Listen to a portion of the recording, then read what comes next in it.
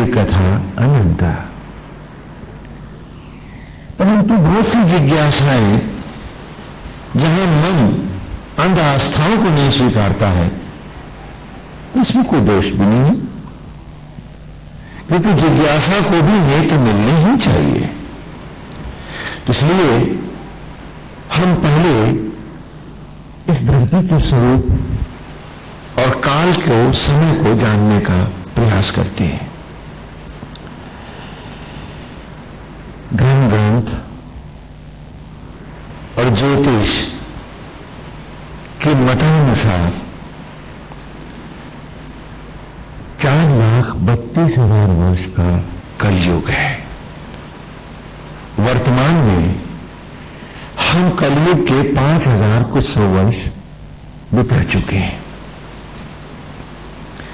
इससे पूर्व 8,64,000 वर्षों का द्वापर है, जिसके समाधि काल में महाविष्णु के कृष्ण रूप में अवतरित होकर लीला है, जिसका इतिहास और आध्यात्म दोनों स्वरूपों में हमने जन्माष्टमी के पर्व में विस्तार से चर्चा की है। और इसी प्रकार 13,20,000 वर्ष का द्वापर से पूर्व त्रेता युग है और शेष सतयुग है। तो ये 4 युग जब मिलते हैं तो उनका पूरा प्रमाण होता है 16 लाख 32 लाख 43,20,000 वर्ष। ये पूरा जो है। अब आपके मन में ये विचार उठेगा कि ये प्रमाण क्या है, हमें जाना कैसे और हम जानते कैसे।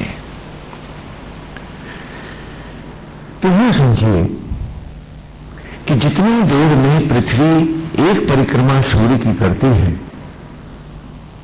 धरती सूरज की परिक्रमा करती है। इसीलिए परिक्रमा सनातन धर्म में बहुत महत्व रखती है। देवों की पूजा, हवन और यज्ञ की परिक्रमा करते हैं। मंदिर में जाते हैं तो मूर्तियों की परिक्रमा करते हैं। यहां तक कि मृतदेह को जब चिता पर रखते हैं तो आप चिता की भी परिक्रमा करते हैं। और बालक भी गर्भ में निरंतर परिक्रमा करता है, क्योंकि परिक्रमा ही जीवन का मूल है। परिक्रमा ही जीवन का मूल है। और सनातन धर्म ने प्रकृति को ही जब धर्म ग्रंथ बनाया तो कोई भी पूजा परिक्रमा के बिना तो अधूरी है। तो ये परिक्रमा क्या है?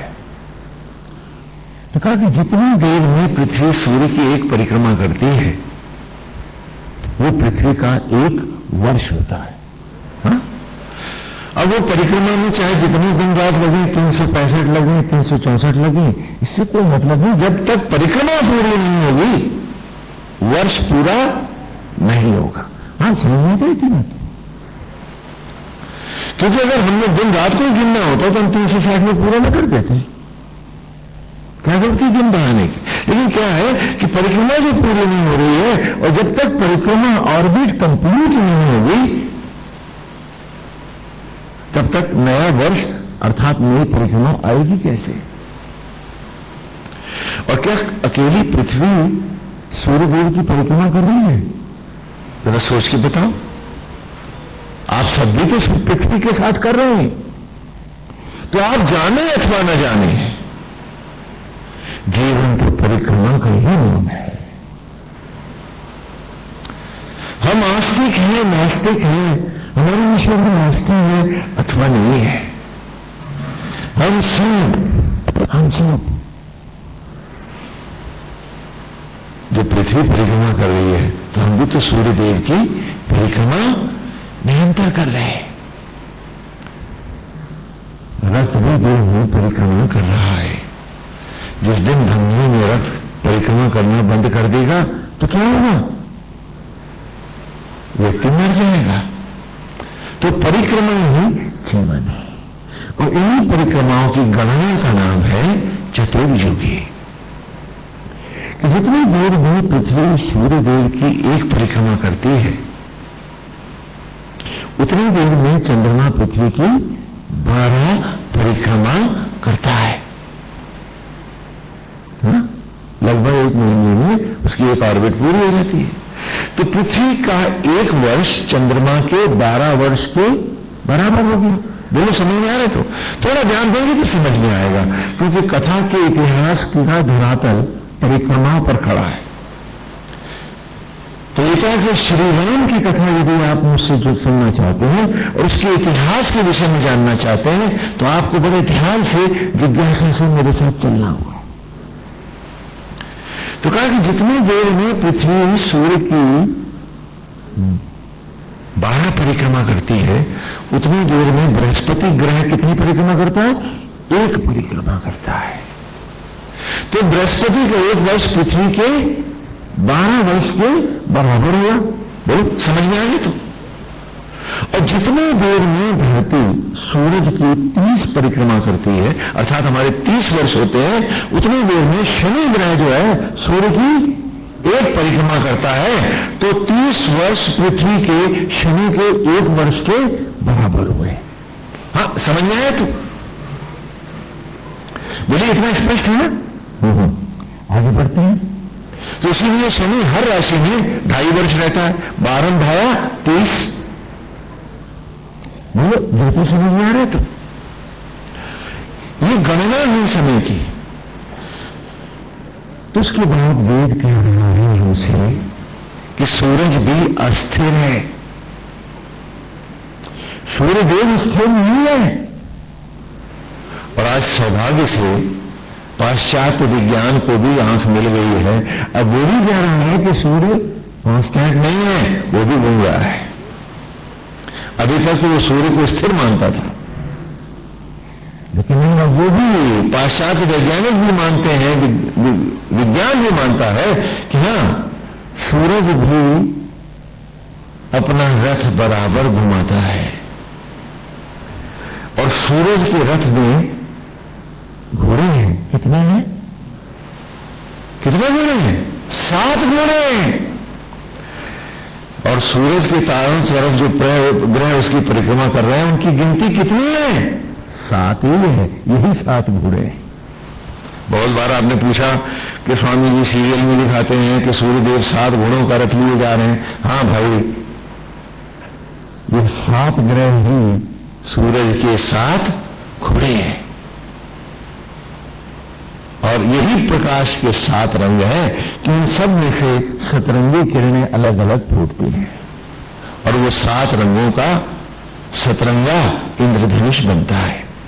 बोलो, समझ में आ रहा है? तो हाँ, क्योंकि जब तक आप इसको नहीं जानेंगे, आप कथा का इतिहास नहीं सुन पाओगे। तो बड़े ध्यान से सुनोगे तो सब मिल जाएगा। हाँ, समझ में आ रहा है? सबको ध्यान से सुनो, सब समझ में आएगा। तो सूर्य देवता के 7 घोड़े कौन से हैं? पृथ्वी, चंद्रमा, मंगल, बुध, बृहस्पति, शुक्र और शनि। 7 हो गए। तो कहा कि सूर्य देव इन 7 घोड़ों के रथ पर बैठा, अर्थात इन सबसे अपनी परिक्रमा कराता हुआ एक महाविशाल का एक गैलेक्सी, एक महालोक की परिक्रमा कर रहा है। हाँ, समझ में आया? तो अभी तक विज्ञान ये मानता था कि ये तो खड़ा हुआ है, लेकिन अब सारा विश्व का विज्ञान भी मान रहा है हमारे साथ कि नहीं, सूर्य सचमुच 7 घोड़ों का रथ लिए परिक्रमा पथ पर निरंतर अग्रसर है, बराबर भाग रहा है। कुछ भी स्थिर नहीं है, सब गतिमान है। आवागमन को प्राप्त है। बोलो, हाँ, ध्यान से सुनो, समझ में आएगा। हाँ, ये अद्भुत विलक्षण विज्ञान है। पाश्चात्य हमारा विरोध करता है, और जब समझ आ जाती है तो हमारा अनुमोदन करने लगता है, और वेद का मत फिर सबसे ऊपर खड़ा हो जाता है। तो कहा जितनी देर में पृथ्वी सूर्य की 43,20,000 परिक्रमा पृथ्वी सूर्य की करती है, उतनी देर में पूरा सौर मंडल उस गैलेक्सी की एक पूरी परिक्रमा करता है। तो सूर्य का एक वर्ष पृथ्वी की कितने वर्ष के बराबर हुआ? 43,20,000 वर्ष के बराबर। हाँ, अभी नए संप्रदाय पैदा हो गए, कोई 5,000 का कलयुग, तो कोई 7,000 का सतयुग बता रहा है। ये सब धोखे की टट्टियां हैं, कुछ इसमें रखा नहीं है। ये पर्दे हैं जो आपको भ्रम में डाल रहे हैं। हमने प्रकृति को धर्म ग्रंथ माना है, किसी व्यक्ति का वाद विवाद यहां काम नहीं करता है। अज्ञानी जन इस सत्य को न जानते हुए नाना प्रकार के विधि विधान और वितंडावाद बनाते हैं, लेकिन सनातन धर्म ने कहा प्रकृति ही मूल धर्म ग्रंथ है। और क्योंकि धर्म ग्रंथ में सचराचर ही धर्म ग्रंथ है, तो जब तक ग्रह और नक्षत्र न बदले हम सिद्धांत कैसे बदल दें? किसी के कहने से कोई सिद्धांत बदला नहीं जाएगा। हां, जो संप्रदाय हमें मानते हैं, सनातन धर्म में आस्था रखते हैं, वो अपने यहां जो चाहे कहें, हम उनका अनादर भी नहीं करेंगे, लेकिन प्रकृति से हटकर किसी बात को, किसी मत को हम स्वीकारेंगे भी नहीं। हम उलझेंगे भी नहीं, लेकिन मानेंगे भी नहीं, मौन हो जाएंगे। हाँ, समझ में आ रही थी? तो इस प्रकार जितनी देर पृथ्वी का एक वर्ष सूर्य के, पृथ्वी के 43,20,000 वर्ष सूर्य के एक वर्ष के बराबर है, और इसी को 43,20,000 को 30 से भाग दे दो तो शनि के वर्ष के बराबर है। हाँ, इसको 12 भाग कर दो तो बृहस्पति के वर्ष के बराबर है, और 43,20,000 को 12 से गुणा कर दो तो चंद्रमा के वर्ष के बराबर हो जाए। बोले समझ में आ रहा है? तो गणित स्पष्ट है। हाँ, बड़ा ब्लैक बोर्ड नहीं, मैं आपको बना के दिखाता। हाँ, समझ में तो आ रहा है ना? हाँ। तो कहा कि जब पृथ्वी, पूरा सूर्य परिवार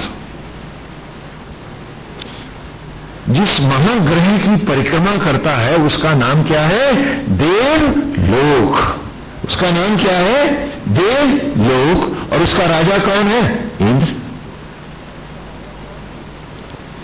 यहां क्योंकि यहां देखो, सनातन धर्म को समझो। जब मैं कहता हूं कि मन इंद्र है और मन लोक को ही मैं देवलोक कह रहा हूं, क्यों कह रहा हूं? क्योंकि सारे सचराचर का तुम छोटा सा चित्र हो। तो मित्र, जब मैं आपके शरीर में आपको कुछ दिखाने लगूं तो इसका अर्थ यह नहीं कि बाहर है ही नहीं। आप लोग बहुत उल्टी तरफ भाग जाते हैं, बजाय समझने के एक और बड़ी नासमझी में चले जाते हैं। जब हम कह रहे हैं कि राम तुम्हारे भीतर है, इसका अर्थ यह नहीं कि बाहर नहीं थे या बाहर है नहीं। क्यों? क्योंकि सारा सचराचर एक सत्य से प्रकट हो रहा है। तो पोस्ट छोटा हो या बड़ा हो या और बड़ा एनलार्जमेंट तुम करते जाओ, क्या व्यक्ति उस पोस्ट की तस्वीर के दृश्य बदल जाएंगे? बोलो, बदलेंगे क्या? वही तो रहेंगे। तो इसी प्रकार सारा सचराचर का तो छोटा चित्र है, और तुझसे भी छोटा सूक्ष्म होकर वो परमेश्वर परम ब्रह्म तुझ में समाया हुआ है आत्मा के रूप में। तो सारा चित्र जब आत्मा का एक है, हम सब में एक है, तो उसका विस्तार भी तो सचराचर में क्या है? वही है, एक है। क्यों? क्योंकि जब सूक्ष्म तत्व एक है तो उसका विस्तार भी तो वही है। तो जब मैं कहूं कि घटघटवासी है राम, तो उसके बाद धीरे से पूछते फिर क्या स्वामी जी ये राम की कथा काल्पनिक है? तो बड़ा विचित्र लगता है। कितना समझाने के बाद भी आप फिर और बड़ी नासमझी में हम सब क्यों चले जाते हैं? यदि राम की ये कथा ना होगी, राम का ये व्यक्तित्व ना होगा, राम का ये रूप ना होगा, तो वो तुम्हारे भीतर सूक्ष्म भी तो फिर नहीं होगा। तो जब कहें तो उसका सही अर्थ लीजिएगा। इसलिए हम चाहते हैं कि आप वो ऐतिहासिक कथा को भी जानो और अपने सारे संदेहों का निवारण करके अंतिम रूप से राम बसा हो। कि फिर कोई संदेह न रहे कि थोड़ी देर चले फिर एक संदेह खड़ा हुआ और फिर लौटे हैं। स्वामी जी जरा ये तो बताने, तो चले कहां हो तुम तो फिर वहीं आ गए। तो हमारी परिक्रमा उल्टी न चले, वक्र गति में ना आए, हम सीधे सीधे परिक्रमा के पथ पर अग्रसर हों। इसीलिए आए पहले इसको खोल डालें, एक एक इसका हिस्सा अलग करके देख लें। अब आपकी 4 दिशाएं हैं, क्या नाम है उनके? उत्तर, दक्षिण, पूरब, पश्चिम। बोलते हैं कैसे? तो इस परिक्रमा के भी 4 दिशाएं हैं जिनका नाम है सतयुग, त्रेता, द्वापर, कलयुग। हाँ, यहां इनकी लंबाई और छोटाई का कारण भी मैं आपको बतलाता हूं, क्योंकि ये परिक्रमा थोड़ा ओवल शेप में है, अंडाकार है। पृथ्वी की भी ऐसी है, सभी ग्रहों की लगभग ऐसी है। और ये पूरा सौर मंडल हमारा सूर्य परिवार जब जिन जिन आकाशों से गुजरता है उस महाग्रह की परिक्रमा में, तो इस पर पड़ने वाले नाना नक्षत्रों और ग्रहों के प्रभाव के अनुरूप हमने परिक्रमा पथ को यथा गुण दिए हैं, अंश दिए हैं। 4,32,000 वर्ष ये टेल एंड है, या यूं कहूं कि हम अंध आकाश में हैं। इसके बाद पूर्ण प्रकाशमान हमको जगत मिल जाता है और सतयुग का आरंभ हो जाता है, क्योंकि उस वक्त हमारे चारों तरफ जो ग्रह हैं और गैलेक्सीज हैं और जो सूर्य परिवार और मंडल हैं, जो यथा अपने अपने गैलेक्सीज की परिक्रमा कर रहे हैं, ये जीवंत हैं, मनोहारी है, सुंदर हैं और ज्ञान विज्ञान से परिपूर्ण हैं।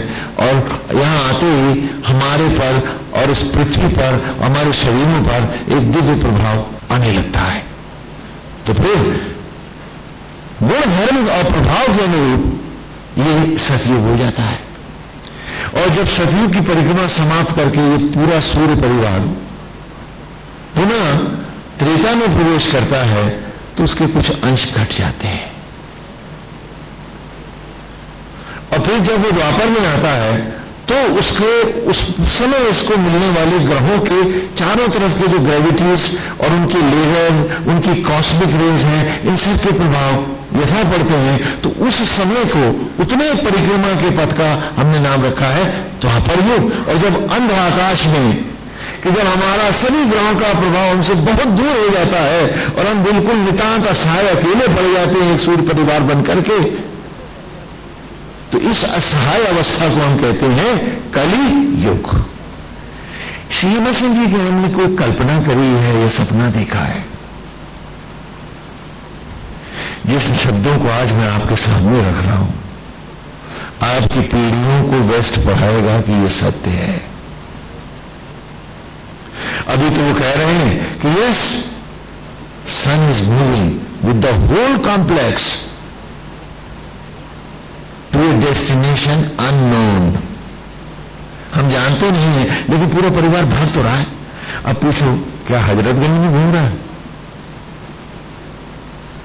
अरे प्रकृति के किसी नियत पथ पर ही तो जा रहा है और अनंत काल से जो परिक्रमा कर रहा है, तो वो मनोरंजन तो नहीं कर रहा है। और जब दो वैज्ञानिक इस परिक्रमा पथ की एक्सिस को नापेगा, तो पृथ्वी की गणना 43,20,000 परिक्रमा ही आएगी, वर्ष ही आएगी। और इस प्रकार इस अनंत आकाश में असंख्य आकाश गंगाएं हैं, अनगिनत हैं, और कोई भी ग्रह अकेला आकाश में जीवित नहीं रह सकता।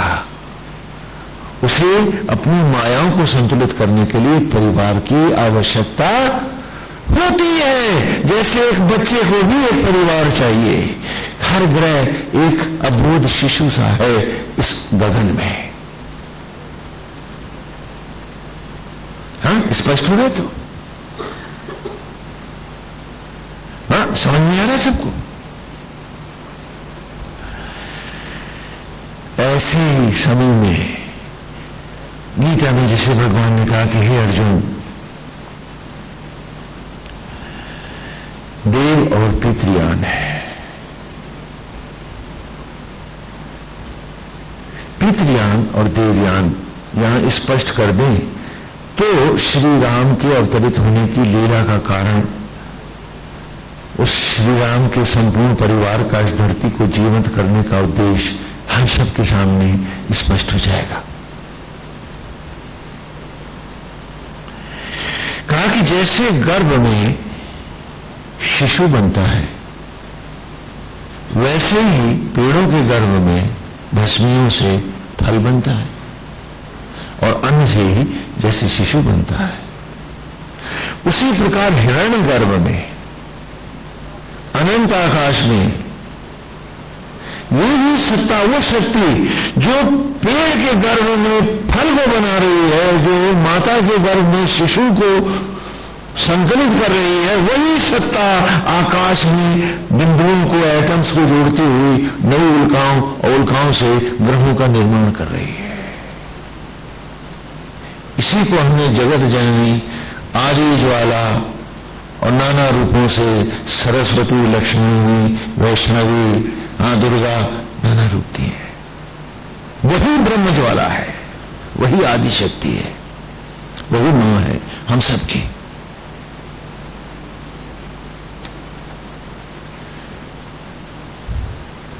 जैसे तुम बन रहे हो, तुम्हारे घर में बालक बन रहा है, वैसे ही गगन में, हिरण्य गर्भ में, उस सुनहरे गर्भ में, हिरण्य माने गोल्डन, सुनहरी, उस ज्योतिर्मय गर्भ में बिंदु जुड़ रहे हैं, ग्रह बन रहे हैं।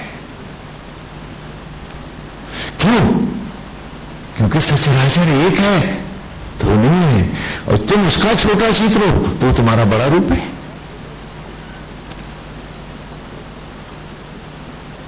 हर प्रमाण तुम्हारे भीतर रखा है, और ये प्रमाण बाहर भी है, कोई भेद नहीं है। ये वेद की आंख है जो भीतर बाहर सत्य को पढ़ लेती है। हाँ, स्पष्ट हो रहा है ना? थोड़ा सा ध्यान देंगे तो आपको स्पष्ट हो जाएगा, तो कथा का बहुत ही आनंद मिलेगा, अमृत मिलेगा। तो जैसे बालक बना वैसे ही ग्रह बना।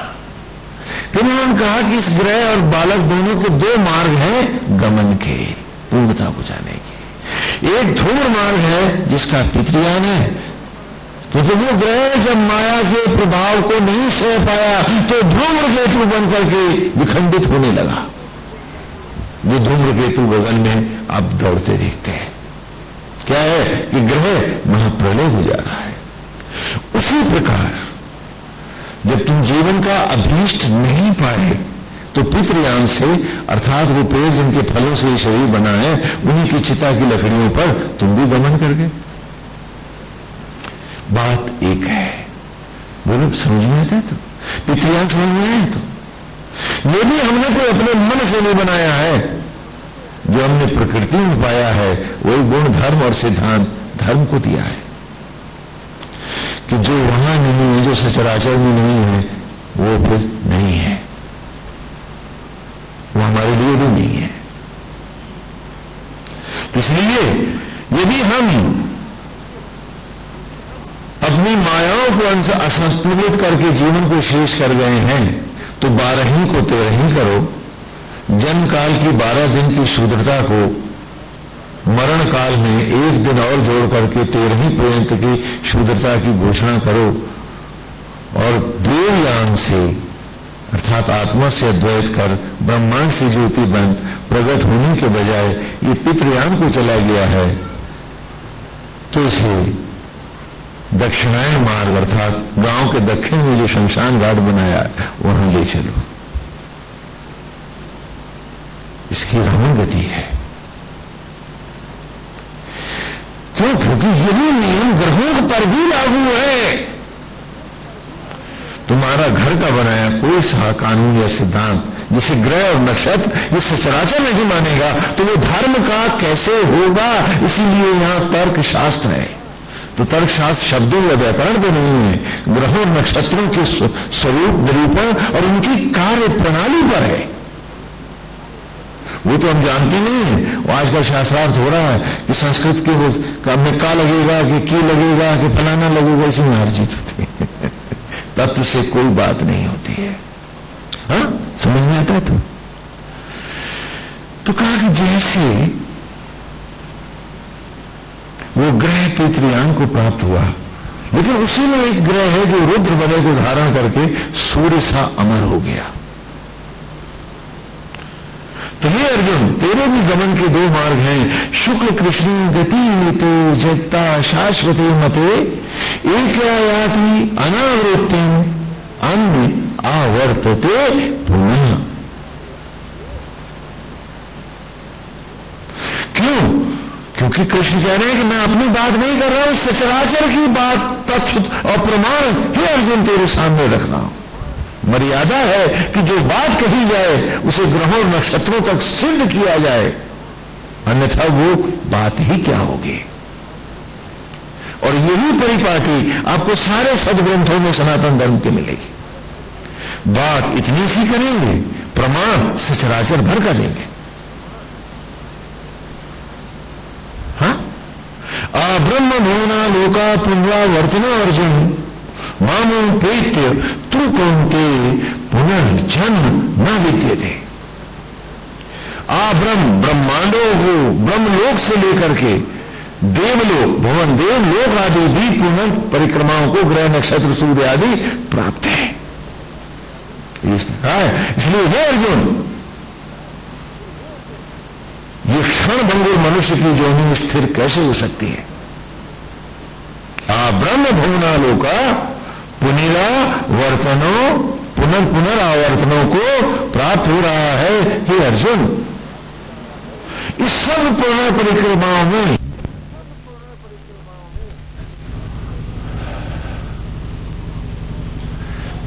गोविंद हरि हरि नारायण हरि। तो क्या कहा?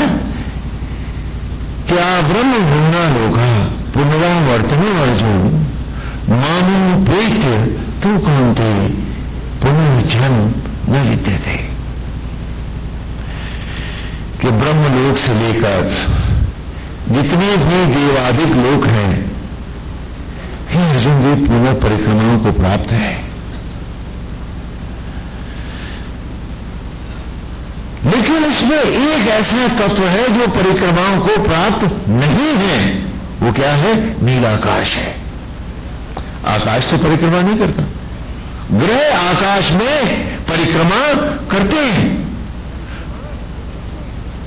उसी प्रकार हे अर्जुन, इस शरीर में मन विषय इंद्रियां